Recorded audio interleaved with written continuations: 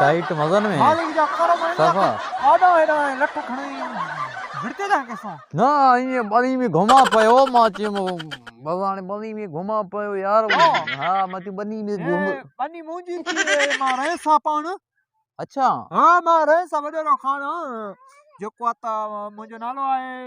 अगे तो पंचर मो थी पर बडे रो तो ना है गाला तो छा करोड़ पड़ो अपने पंचर मो छा जो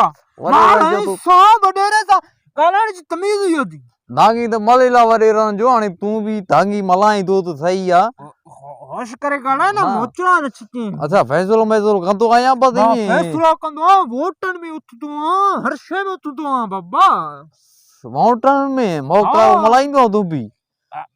धांगी धर को मलाई दो न हल वरे रो तो आने आने धीगा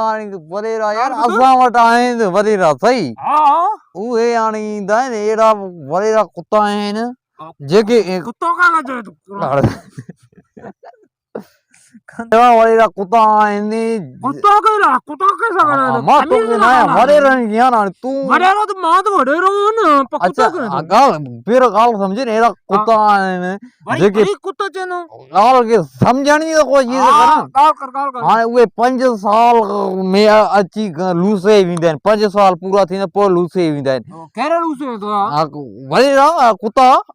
हां जेको हाने हां वाडे रा पमाय कुत्तो जू गाल बुध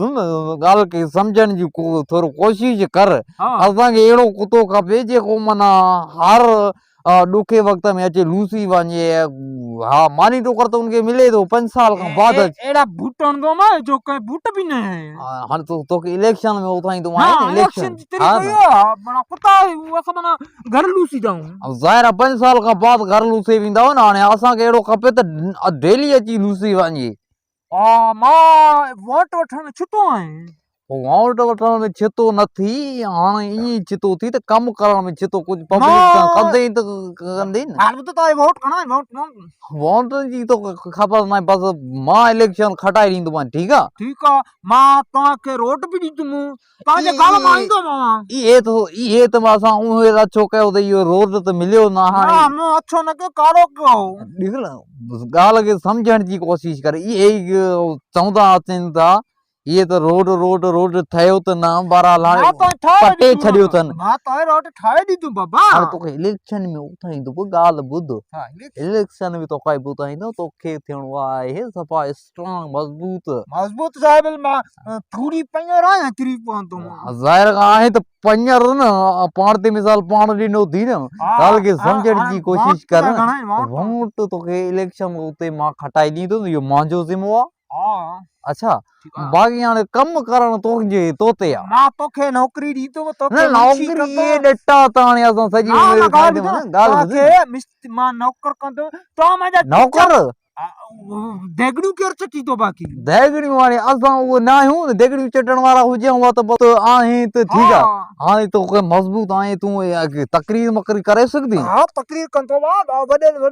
सलूशन में विंदू हां तकरीर मकरी करे तो हां मजबूत आहे सफा तो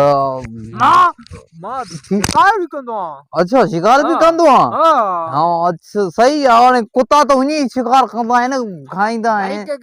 हां को शिकारी कुत्ता भी हुंदा है नाली गाल बुध